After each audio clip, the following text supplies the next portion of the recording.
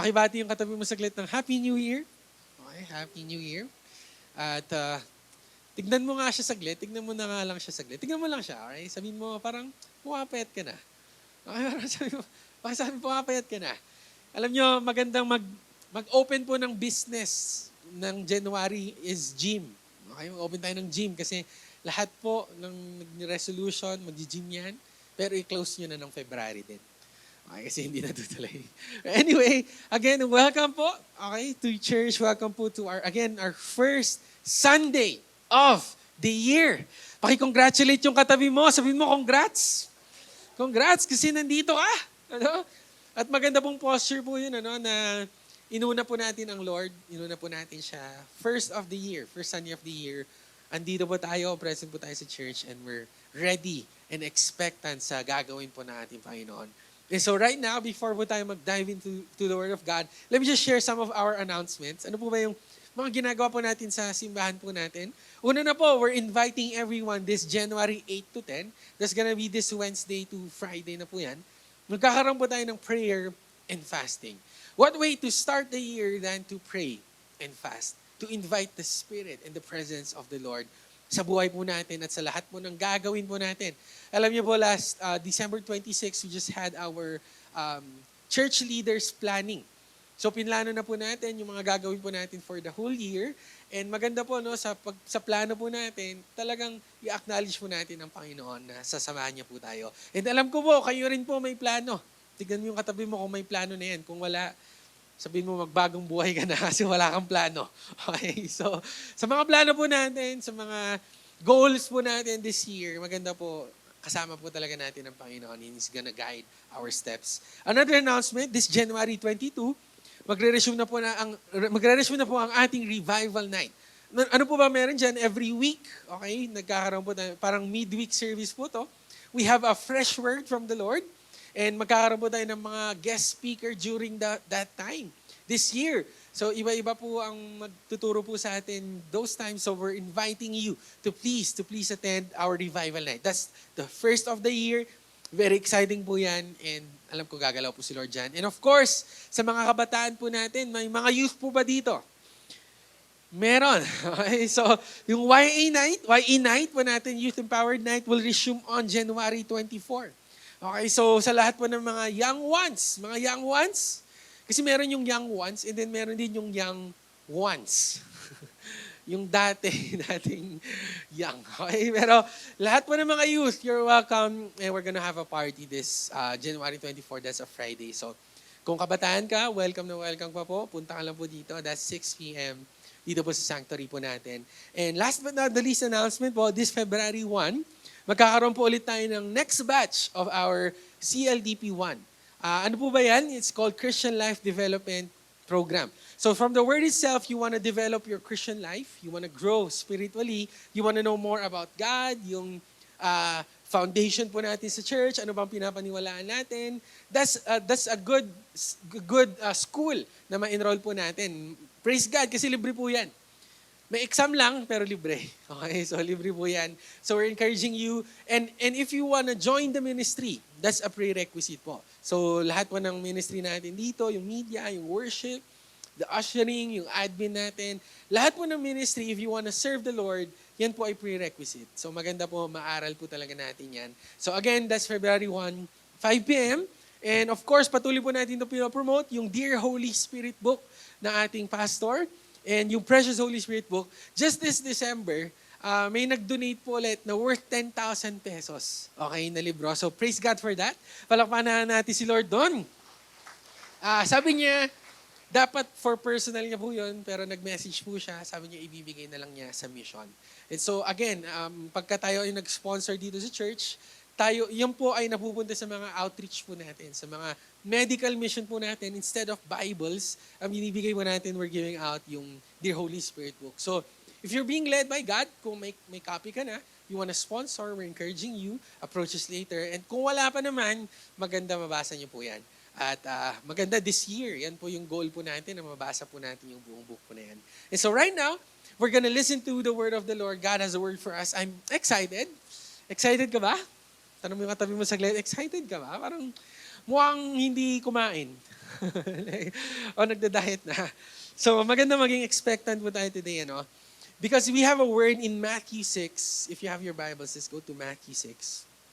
Alam na alam niyo po to, 32 to 33. Most of the time, nababasa po natin verse 33. But let's start at verse 32. It says here, "For after all these things, the Gentiles seek." Yung Gentiles daw, tinatakbo to. They're pursuing this. "For your heavenly Father knows that you need all these things.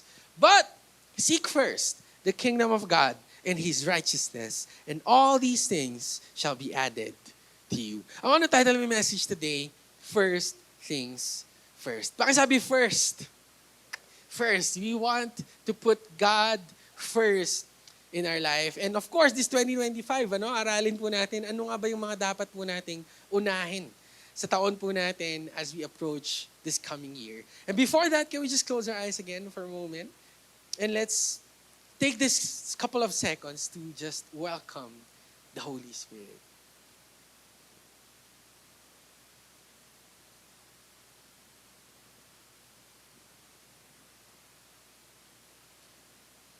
Holy Spirit, we acknowledge your presence in this place and we welcome you. You're the most important presence today. Ang presensya mo, ang spirito mo, Panginoon. Because we acknowledge that without you, there's no power, there's no change, there's no conviction, O Lord. And so that's our prayer, that as we listen to your word, that you're going to touch us. You're going to convict us of sin, of righteousness, and of judgment, O Lord. I pray that as we listen to your word, you're going to open our hearts, our minds, na ma-receive po namin fully at maintindihan namin, Panginoon, yung gusto mong sabihin sa amin for this Sunday. And Holy Spirit, I pray that you're going to use me as a mouthpiece, as a vessel. Holy Spirit, empower me and anoint me to share your word today. Holy Spirit, do your thing. Ikaw lang po ang tanging makakapagbago sa amin. So gawin mo, Panginoon, ang tanging ikaw lang makakagawa. Transform us, renew us, and change us today that we become more and more like you. We love you, O Lord. We're expectant and we're excited to listen to your word. In Jesus' name we pray. Amen and amen. Sige po, palapahan muli natin si Lord. Alam niyo po, this year, ang una ko pong ginawa, alright? Ewan ko po, tatanungin ko po kayo, ano po kaya yung una niyo pong ginawa ng New Year? Maaring yung iba kumain ng grapes sa ilalim ng lamesa. Isa pong ginawa ko is tumalon po ako. Okay? Umaasang baka tumangkad pa. Okay? So talon-talon akong ganun eh. Okay? So anyway, isa po sa mga una ko pong ginawa, especially the New Year's Eve, is nagpalit po ako ng gulong. So let me show you a picture. Yan. Nagpalit po ako ng gulong ng sasakyan po namin. Kasi syempre bumili po ako ng bagong gulong yan, okay, ng sasakyan. Sabi ko gusto kong palitan to. And so first thing that I did, New Year's Eve, yung 4 po na gulong ng sasakyan namin, pinalitan ko po. Oh, di ba? So, that's my first time. First time ko pong gawin yan. And alam niyo po, sa pagpapalit pala ng gulong, may tinatawag po na pattern. May process. May step by step. Pagka hindi mo nasunod yung first step, magugulo ka na. Okay, magugulo. So, first thing pala, okay, pagka ikaw na-flatan, sa mga nagdadrive po dito, may na-flatan na po ba dito? Wala. O yan, meron. No? So, anong una mong gagawin pag na-flatan ka? Okay, anong una mong gagawin? Patayin mo muna syempre yung makina ng sasakyan. Patayin mo muna kasi titigil ka eh. Ang next mong gagawin, buksan mo pinto. Syempre, di ba? Paano mo ayusin yung gulong kung hindi ka nalabas? So, lalabas ka. And then, ito po yung process. Okay, ito po yung process na tinuro sa akin. Of course, kasama ko po nun si Brian, yung kasama po natin sa outreach team. Tinuruan niyo po ako. Ang kailangan po palang unang gawin is luwagan mo muna yung screw. Habang ang sasakyan is nakalapag, okay, sa floor, mabigat po yan. So, kailangan tanggalin mo muna yung screw. Di pa tanggal. Luwangan mo lang. Okay, luwangan mo, tatapakan mo yan, buong weight mo, luluwangan mo, and then, tsaka mo iaangat yung sasakyan. Ganun pala yun. Akala ko, iaangat mo na agad, tanggalin mo yung screw. Kasi pag nakaangat na yan, kapatid, iikot na lang yung gulong. Okay, hindi mo matatanggal yung gulong. So, tatanggalin mo, tapos ikakabit mo, tapos ilalagay mo ulit yung screw. Tapos, syempre, kailangan masaya ka. Okay, kasi New Year, so kami, nakasmile kami. Okay, so what's my point? When I was doing this, I started to notice a pattern, a process, a step by step. And alam niyo po, sa buhay po natin, we're so full of patterns. Tama? Like pagkagising mo, anong una mong gagawin? Didilat ng mga mata, syempre, di ba? Dilat mo muna, imposible na. Hindi ka makabangon. Tapos syempre, punta ka ng CR, di ba? Tapos ano mong gagawin, di ba? Magtutoothbrush ka doon, tanggalin mo yung toothpaste, tapos maglalagay yung toothpaste, di ba? Tapos maliligo ka, di ba? Anong unang mapapasa pag maliligo ka sa buong katawan mo? Anong unang mapapasa? Paa. Okay, kasi yung iba mukha daw, buhok. Paa. Kasi syempre tatapa ka sa CR, basa yun eh. O, di ba? So, basa, di ba? So, my point is, kapatid, may pattern. May pattern po. And actually, sa buhay po natin, especially in our spiritual life, kapatid, may pattern din po pala. That's why our title for today is First Things First. Kailangan, kapatid, may step by step din po yan. Kailangan may inuuna rin po tayo. Kasi kapatid, kung mali po yung inuuna natin, at talagang masisira yung buhay mo. Pagka inuuna mo yung career mo, anong mangyayari sa'yo? Puro ka stress. Okay? Pag inuna mo yung trabaho mo, ay talagang masistress ka at mapipressure ka. Pagka inuna mo, okay, ang pamilya mo, ay talagang masisira ka din. Masisiraan ka ng ulo. Okay? So, ito pa, okay? Pagka inuna rin po natin ang pera sa buhay natin, alam niyo po ba, sisirain ka rin po niyan, especially greed. Let me show you a story of the 3 greedy people. Okay, magkakaibigan po sila, si Juan, si Pablo, at si Chito. Okay, so nag-invent ng pangalan, no? So anyway, 3 po sila. Wala silang pera. Nasa village po sila. Wala silang pera, nasa village sila. And then nag-decide sila itong magtotropang to, punta kayo tayo sa city. Sabi nga gano'n, kuha tayo ng maraming pera. So lumabas po sila while they were walking in the middle of the forest. May nakita po silang bag. Bag ng pera. So very excited sila. Nakita nila 1 million ang laman. So sabi nila, okay, hati-hati tayo dito. So yung isa sa sobrang excitement niya, sabi niya, punta ako ng city, bibili ako ng pagkain natin para mag-celebrate tayo.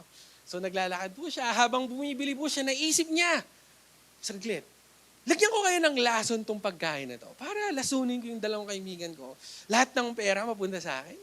So habang naglalakad po siya, yun po yung iniisip po niya, lalagyan niya ng lason. Eh yung 2 kaibigan na iwan sa village, hawak po nila yung pera. Sabi nila, alam mo, patayin na lang kaya natin yung tropa natin isa. Ano? Patayin natin para hati tayo, tag 500,000 tayo sa perang to. So nag-decide po sila, ito na, bumalik na po, may dala-dala siyang pagkain. At pagkabalik po niya, pinatay na po siya, yung isang kaibigan. Eh so sobrang saya ng 2 tropa. Saya nila. Celebrate tayo, kainin natin yung dala niya. Kaya, kinain nila na lason, namatay din. So asan na yung pera, hanapin nyo na lang. Okay, so hindi ko na alam eh. Pero anyway, my point is, if you really focus on money, if you put money first in your life, it's gonna destroy you. So, because listen to this, I put here a quote. Sabi po dito, whatever is first in your life controls you. Kung ano pong unahin mo kapatid, kokontrolin ka talaga niyan. Unconsciously, hindi mo alam, hinuna mo yung gaming mo, kokontrolin ka ng gaming mo. Andito ka sa church, iniisip mo yung laro mo, yung character mo. Meron pa po akong kilala, gumastos ng 100,000 pesos para sa character niya. Okay, so talagang uubusin ka eh. It's gonna control you, kapatid. So that's my question to everyone. Who is first in your life? Because whoever is first in your life, it will control you. Actually, nakita po natin yan sa buong mundo. Iba-iba't pong bagay ang mga inuuna po natin. They're seeking after it. They're pursuing after it. It says in verse 32, kung babalik po tayo doon, after all these things, the Gentiles seek. Ano po ba ang Gentile? Kung hindi ka po Hebrew, sino po ba, may Hebrew po ba dito? May Jew po ba dito? Mga taga-Israel? Wala. So kung hindi po tayo Israelite, Gentile po tayo. Yun po yung tinutukoy ng ating Panginoon when He's saying this. So lahat po ng hindi Israelita, okay, sabi ng Panginoon, they're seeking after these things. Buong effort po nila, buong buhay nila, buong oras nila, hinahabol nila itong mga bagay na ito, mga worldly things na ito, they're seeking after it. But look at the secret of Jesus Christ in verse 33. If you put me first, kung ako yung naging pattern mo, pakisabi pattern, kung ako yung inuna mo sa pattern, lahat ng hinahabol ng mga taong yan, I'm just gonna add it up to you. Sino po dito gusto ma-bless ang 2025 nila? Sino po dito gusto favored ang 2025 nila? Amen? Kanina, binabanggit ko po the glory of the latter house will be greater than the former house. So yung bahay natin, yung buhay natin sa latter, sa future will be greater. But the secret to it is to put God first. So again, let me ask you that question. Again, sino po nauuna sa buhay mo? Kapatid, pera ba nauuna sa buhay mo? Yung trabaho ba ang nauuna sa buhay mo? Jowa ba? Nauuna sa buhay mo? Yung crush mo ba? Yung gaming po ba natin? Because whatever is first in our life controls us. So the question that we're gonna answer today is, what should I put first in 2025? Diba? Pinag-usapan po natin kung si Lord ang uunahin ko. Saang aspeto ng buhay ko uunahin si Lord? Number one, of course, we're gonna put God first in our finances. Tingnan mo yung katabi mo saglit. Mukha bang may pera yan? Kung mukha, magpalibre ka na. Ngayon na lang, alright? So sa lahat daw po ng may pera, okay? Kung titignan mo yung wallet mo, okay? Buhay pa ba? O 50-50 na? Naghihingalo na. Now, in our finances, tinuturuan po tayo ng ating Panginoon to put Him first. Naunahin po natin siya sa finances po natin. 2 questions that I want you to answer today. Pagka ikaw ay nagkaroon ng pera, saan unang napupunta yung pera mo? Sige nga, sige mo saglit. Saan unang napupunta? Sa asawa. O kaya, ito na, sa mga Gen Z, sa mga millennial, sa Samji, tama? Sa Starbucks, o kaya sa Shopee. Okay? Kanina lang, nagpipray ako doon, bigla ako may narinig, Shopee. Sabi gano'n, no? Di ba? Parang, kapatid, pagka nagkaroon tayo ng pera, yun na nga, December was 13th month pay, di ba? Bibigyan tayo ng bonus, gano'n. Nung binigyan ka ng bonus, saan unang napunta yung pera mo? Nagpariban ka, syempre, di ba? Pa-straight ka ng buhok. Ewan ko, yung mga teacher talaga, no? After ng bakasyon, lahat sila nagpapariban. Nung high school ako gano'n eh. Like, lahat ng instructor ko, lahat ng teacher nagpapariban sila. So anyway, that's a question that we need to answer today. You need to answer today. Pagka nagkaroon po tayo ng pera, saan una napupunta? The second question is, saan po napupunta yung bulk ng pera natin? So kung sa percentage lang, saan napupunta yung 80% ng pera po natin? Because it says in Matthew 6:21, kung babalik po tayo ng a couple verses, sabi mo dito, for where your treasure is, there your heart will be also. Grabe, no? So pagka nasan pala yung pera mo, yun na yung mamamahal mo. Puso mo mapupunta doon, magiging passionate ka doon, unti-unti mo siyang mamahalin, mas lalo kang mai-indulge. Kung saan pupunta ang pera mo, there your heart will be also. Let me ask you this question sa mga boys. Sino na po dito na try manligaw? Hindi ko na-try kasi ako yung nililigawan. Sabi ni Kuya Doms, ako yung nililigawan eh. Sabi, di ba? Di ba, try nyo po. Di ba ang lalaki, pag manligaw yan ng manligaw, bigay ng bigay, di ba? Talagang mag-i-effort. Ako na-try ko rin yun. Talagang bibigay ko lahat eh. Tapos magta-travel ka ba ng sobrang layo para mapuntahan mo siya. Thousands of miles. Talaga, pupuntahan mo siya. At sa sobrang effort mo, hindi mo namamalayan yung puso mo is napapalapit na sa Kanya. There was a question that I was asked before, kay Moses, paano ba ako maging intimate kay Lord? Paano ko ba siya mas matutunang mahalin? Paano ba ako mas magiging close at mas maging passionate kay Lord? This verse answers it. Where your treasure is, there your heart will be also. You wanna grow more in your relationship with God? Give. Kaya pakisabi sa katabi mo, manlibre ka mamaya. Sabi mo, okay, magbigay ka ha? Okay? Kasi sabi po ng salita, kung saan ang pera mo, andun ang puso mo. So kapatid, yun na nga, we want to put God first in our life. Paano natin siya ilalagay na una? Through our finances. If you're gonna ask me, Kuya Moses, how can I start? Paano ba ako magsimula? Magbibigay ba ako ng 1,000 lang? Ng 500 lang? Or 100 pesos lang? Church, listen to this. Meron pong tinatawag sa Bible na tithes. Okay? And ang tithes, it means first tenth. So if we have our increase, if we have our income, the first 10%, the tenth of your income, sabi nga po ng salita, it belongs to the Lord. So where can we start? Let's start with 10. Let's start with our tithes. Yung iba kasi problema, no? Pag sinasabing tithes, tithes, magbigay tayo, magbigay. Yung iba tithe. Okay? Ako po, half Ilocano po ako at half Kapampangan. Sabi nila kapag Kapampangan daw, ang paborito nilang sport, karate. Kasi magbibigay yan. Kahit di masarap, basta mahal. Okay. Kapampangan, gano'n. Kahit di masarap, basta mahal. Okay. Basta branded, something like that. So mapagbigay ang mga Kapampangan. Eh yun na nga, ako po ay half Ilocano din. Ang sabi nila, ang favorite sport ng mga Ilocano, boxing. Nakasara ang kamao eh. Ayaw magbigay. Pansinin nyo, mga Ilocano, kuripot.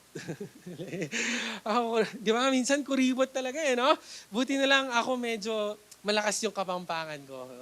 Kaya nilibre ko kay mamaya.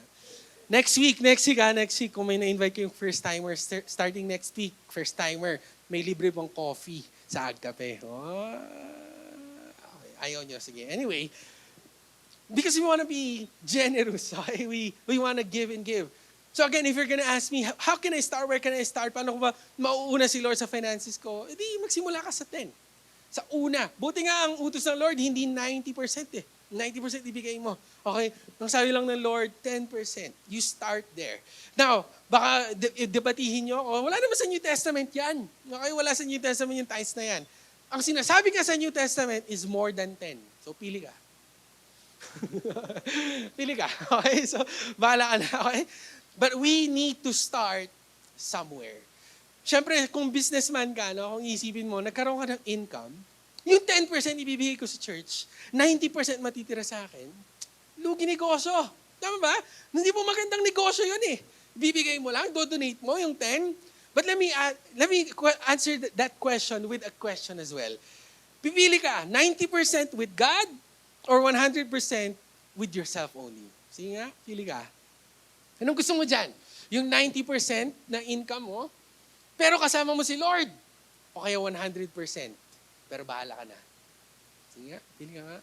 Kasi as far as I'm concerned, nung ako po yung mismo nag-manage ng pera ko, nung ako lang, ano nangyari? Puro gastos.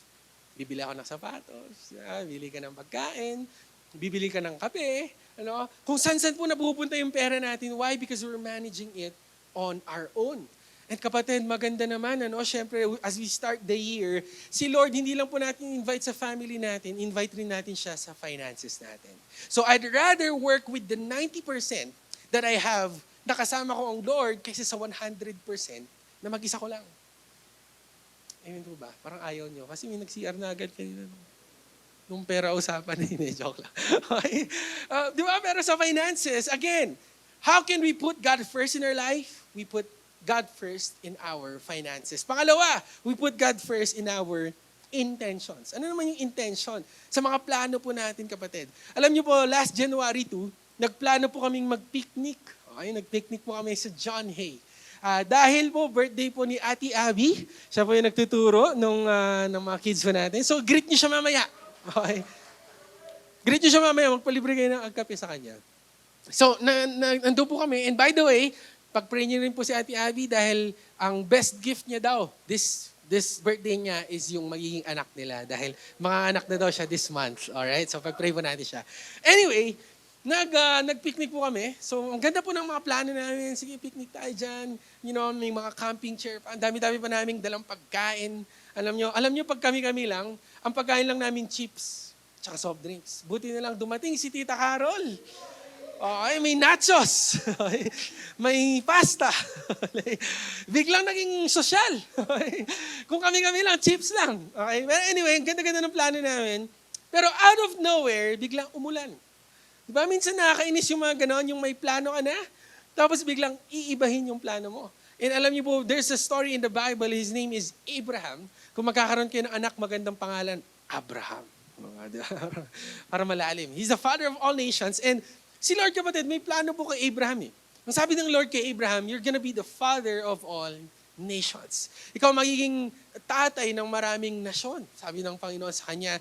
And si Abraham, sa sobrang excited niya, alam niyo ginawa ni Abraham, sabi niya, Lord, nagsuggest mo naman kay Lord, Lord, tulungan kita ha. Plano mo to, si Sarah, yung asawa ko, ang tanda na eh. Tanda na, paano kami magkakanak? So Lord, tulungan kita. So ano pong ginawa nila? Tinawag po yung servant po nila si Hagar. And through Hagar, nagkaanak po sila, ang pangalan po noon was Ishmael.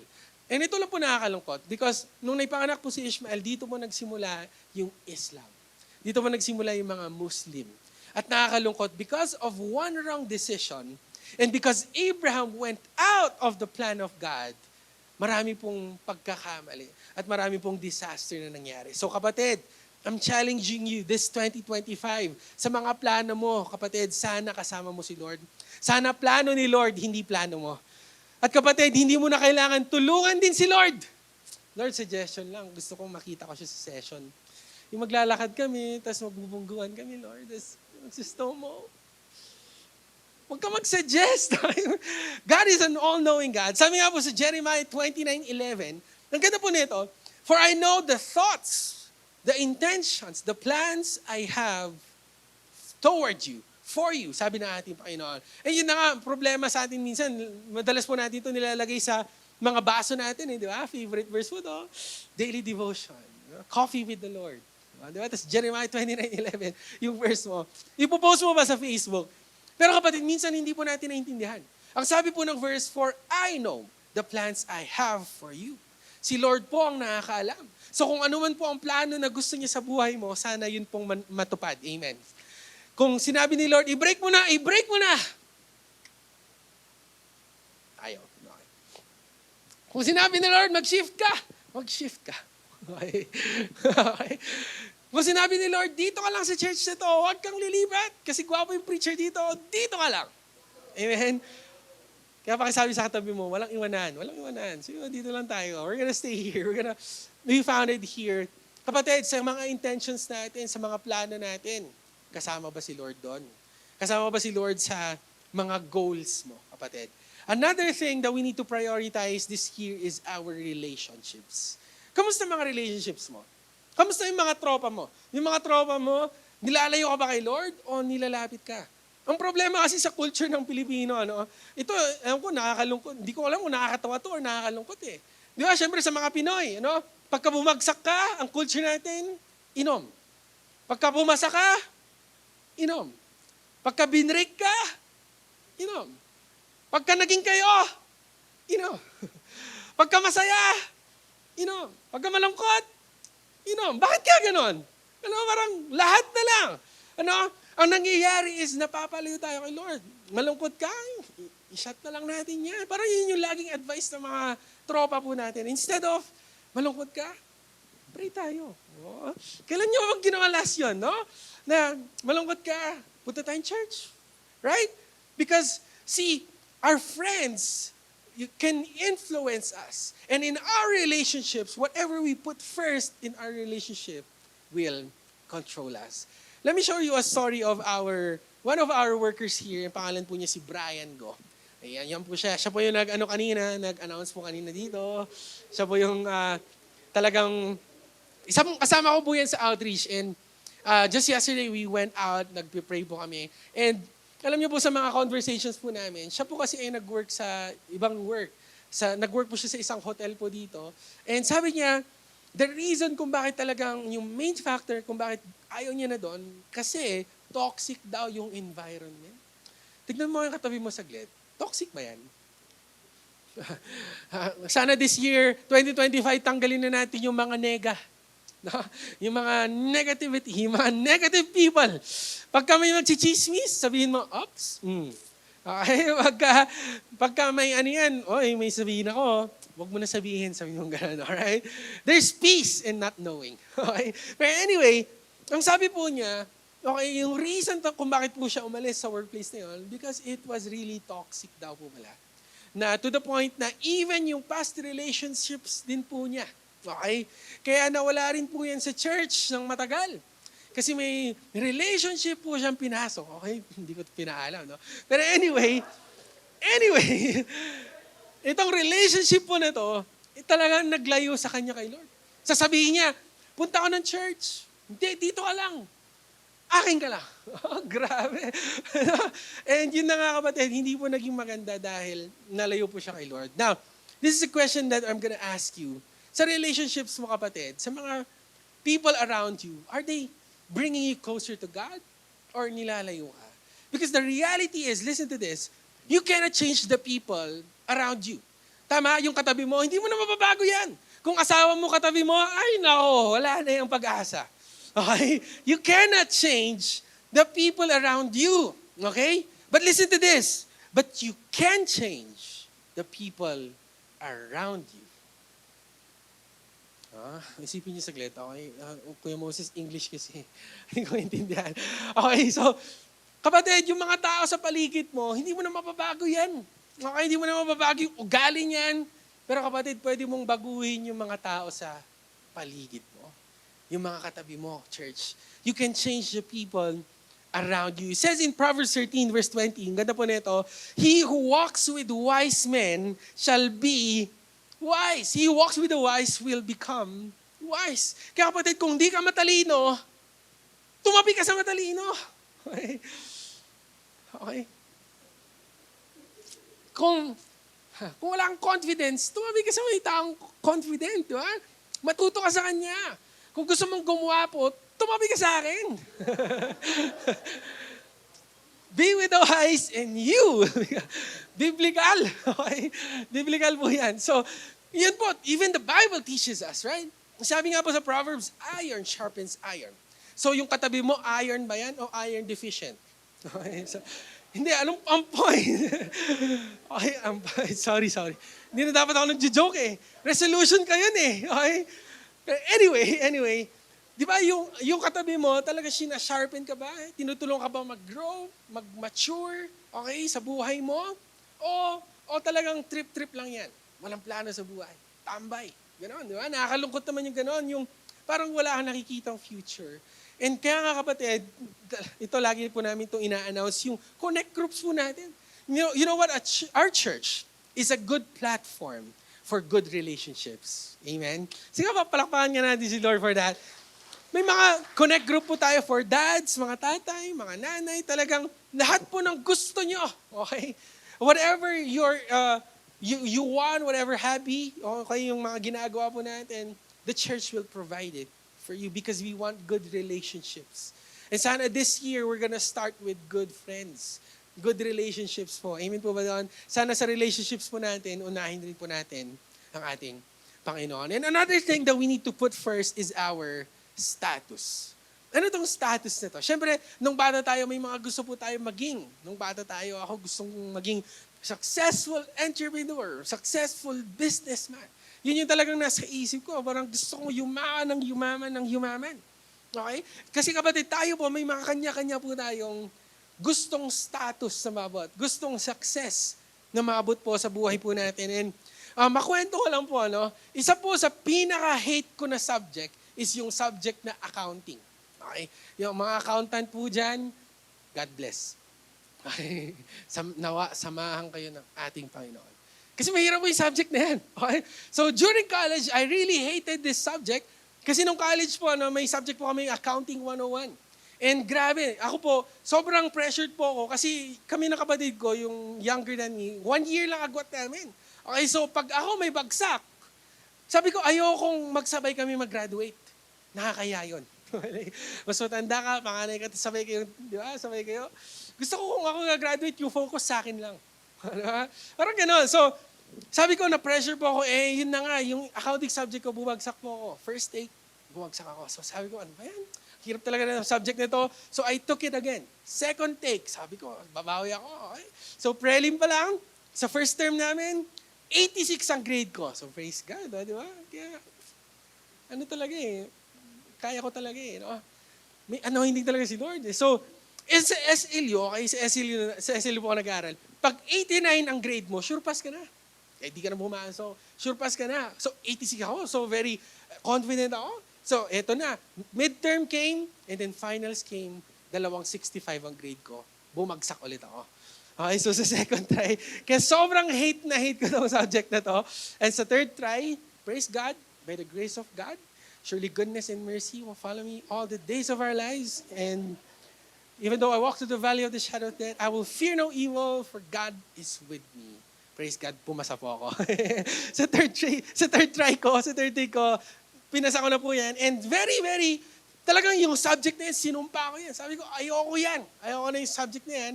And after how many years, okay, who would have thought Ako po ay may trabaho po ngayon, part-time job ko po. Alam niyo po kung ano? Accountant. Oh, di ba? Parang grabe, no? So sabi ko, ito yung gustong success na makuha ko. Ayaw ko to. Sabi ko, ayaw ko na maging accountant. And who would have thought, okay, na si Lord pala ay may hinanda po pala siya sa akin. Dahil sa sobrang, totoo nga naman, kung 3 beses mo inaaral, edi alam mo na. Diba? Tama, no? So, alam ko na. Kaya nga, praise God. Okay, ngayon, ang part-time job ko po is I'm an accountant. And alam niyo po, gaya po ng nasabi ko po kanina, I really had my own dreams. May mga sarili po akong success na gusto kong makamit, status na gusto kong makamit. And during the pandemic po, nagkaroon po ng opportunity na ako po ay mapunta sa Canada. Alright, sa Toronto, Canada. And actually, kaya po ako nag-aral po ulit. I took up my master's because I was preparing to go abroad. Talagang pupunta po ako doon.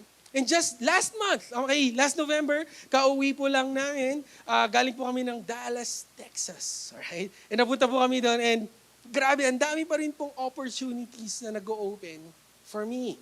They're inviting me, dito ka na lang. Sayang naman yung visa mo. Walang visa yung visa mo. Kung di ka dito, magtatrabaho. So, napakadami pong opportunity to go abroad. Pero kapatid, dahil tinawag ni Lord, sabi ko, hindi ko maiwan eh. Hindi ko maiwan yung calling. Hindi ko maiwan yung church. Hindi ko kayo maiwan. Oh. Alam niyo po, pagpasok ko pa lang dito, blessed na ako. Bakit? Kasi nakikita ko kayo eh. Nakita ko yung faces niyo. At makita ko pa lang yung mukha niyo. Buo na ang araw ko. Alright, diba? So sabi ko, hindi ko po maiwan yung calling ko. Hindi ko maiwan yung status na binibigay ni Lord sa akin. Hindi man po sobrang galante. Hindi man po overflowing, but I want to pursue the call of God.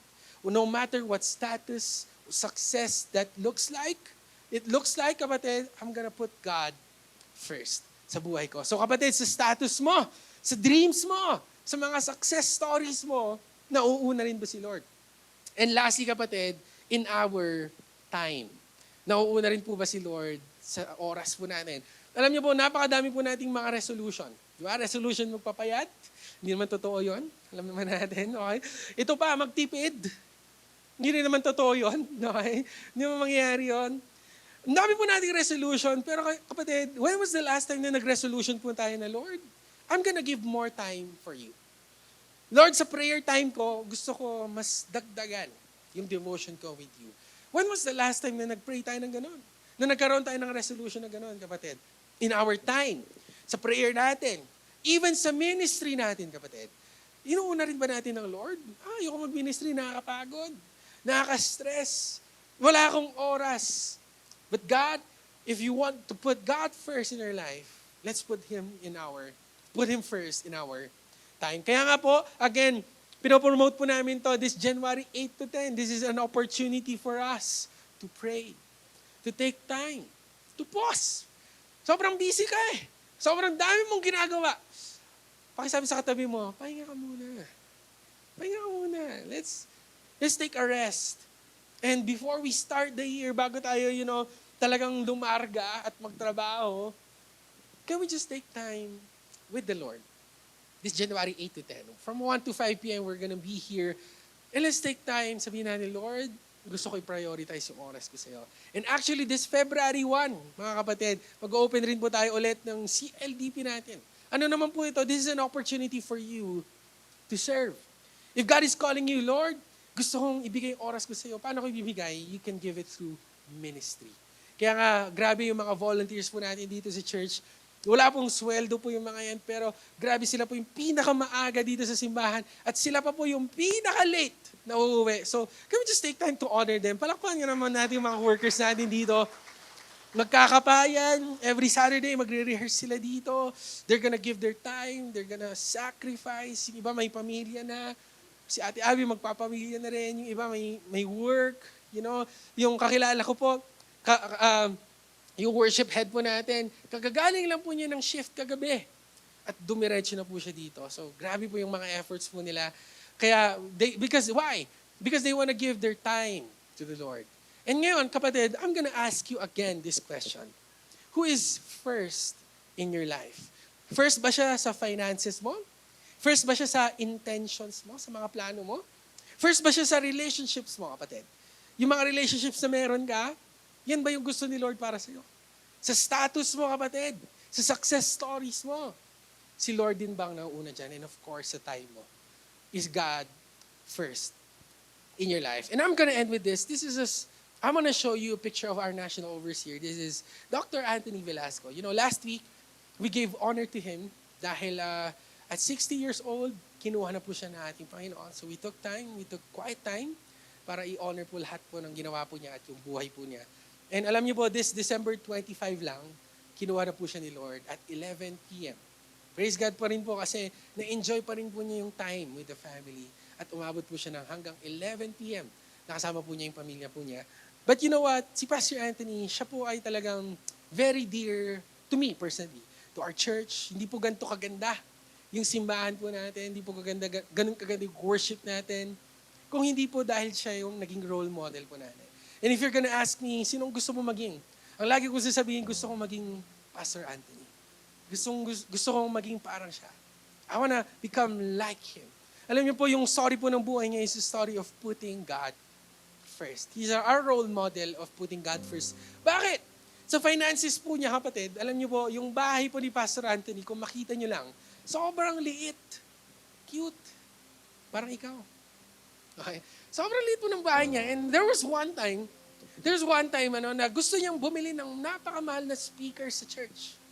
Bili tayo, may funds tayo, bili tayo ng napakamahal na speaker. Millions, okay? Para ma-purchase yung speakers na to. And ang dami naging against sa kanya. Wag na, sayang pera. And alam niyo po, tinanong niya po itong leadership niya. Sabi niya, saan niyo gustong magluho ako? Sa bahay ko o sa bahay ni Lord? Kaya kapatid, kung pupunta po kayo sa church nila, the best sound system in the whole Philippines. Ganun po kaganda po ganun po siya magluho. Niluluho po niya yung finances to the church, to the house of God. And hindi lang po yun, even sa intentions niya, sa mga plano po niya, siya rin po ay may planong mapunta ng Canada. And the moment he bought his ticket to go to Canada, doon na po siya, magbi-business po siya doon, biglang nangusap si Lord, sabi niya, hindi ka Canada, Cavite ka. Okay, so he obeyed God. He had to give up everything. Hindi na po siya pupunta ng Canada. He needed to stay in Cavite. And alam niyo po, siya rin po ay, even in his relationships, marami pong family members na naging against po sa kanya. Pero hindi niya po inayaan na talagang masira po yung relationship niya with the Lord dahil marami pong against sa kanya. So, kahit to the point na kamag-anak po niya, iniwan rin po niya to pursue the Lord. And lastly, alam niyo po, sa status rin po ng buhay niya, he was offered a position in USA. Ito po, magiging pastor pa rin siya doon. Church of God pa rin naman. Sabi pa nga, may bahay doon, may sasakyan, and may good pay sa USA that he had to give up his status. And alam niyo po, napakaganda po sinabi niya, I wanted to stay here in the Philippines. Why? Kasi kung hindi ako, sino magmamahal sa Pilipinas? Ang plano natin, laging umalis. Ang plano natin, greener pastures. If God is calling you to do that, do so. But if God is calling you to stay, yun na nga kapatid, let me ask you that question. Sino nga namang magmamahal sa Pilipinas? Right? And that's also the reason why I stayed here. Kasi narinig ko po yung story po niya. And he's the story of putting God first. And at 60 years old, talagang naibigay niya po lahat kay Lord. He did not waste his time. And sana kapatid, yung buhay po ni Pastor Anthony is maging example po para sa atin. And for me, I want to follow him. I want to follow in his footsteps. Paano niya ba ito ginawa? Sana kapatid, ganoon din po tayo. Kasi kapatid, si Lord gusto po niyang mauna sa buhay natin. Why? Because He wants to control your life. He wants to put your life in the palm of His hands. Can we all stand for a moment? And right now, as we're standing, can we just close our eyes? And let's take this time to ask God, Lord, ano bang gusto mo unahin ko this year, 2025? What aspect in my life, whether it be in my finances, my plans, my relationships, sa status ko, sa position ko. Maybe God is calling someone here to be a pastor. I don't know. Maybe God is calling you also to go to the full-time ministry. I don't know. to give up your status and to follow Christ. I don't know. Or maybe God is calling you to serve, to give more time to Him. Let's take this time again to ask God, Lord, ano ba ang gusto mo unahin ko sa oras na to? This year, 2025. In a moment, we're gonna worship God. And as we worship God, may this be our declaration to put God first. To put the first thing first in our life. To put Him the highest in our life. And to Him that He may be lifted up in our life today.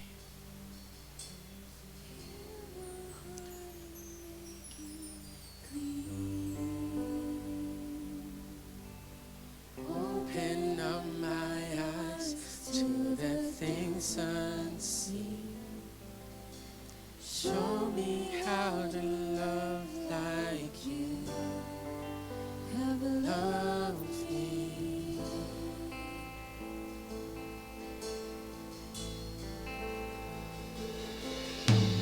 Break my heart.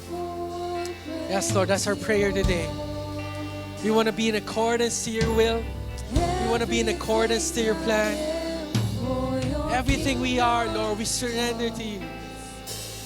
As I walk from nothing to eternity.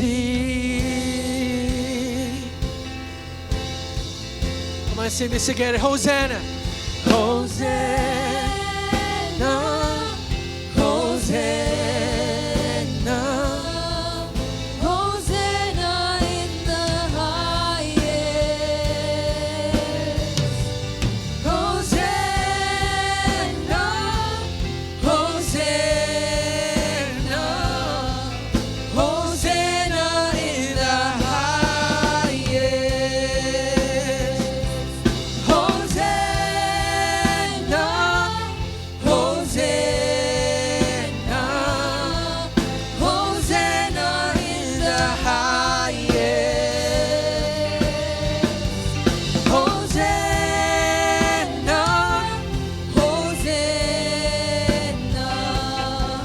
Hosanna in the highest. Can we sing that line again? Hosanna. Hosanna. Hosanna in the highest. Hosanna.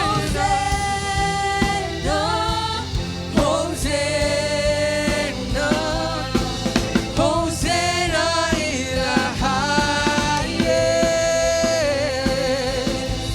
Hosanna in the highest.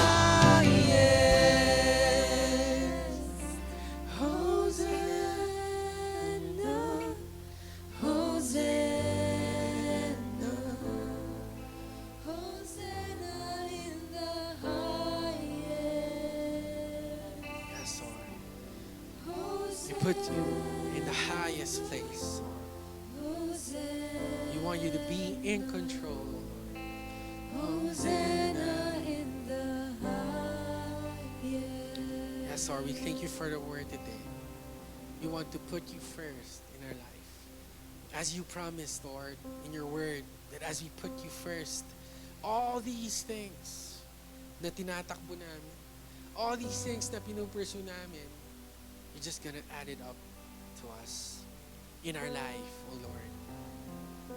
And we want to put you first not only for these things, not only for the blessings, but we want you to take control over our life. We want you to reign, to be sovereign, to be the King and Lord of our lives, oh Lord.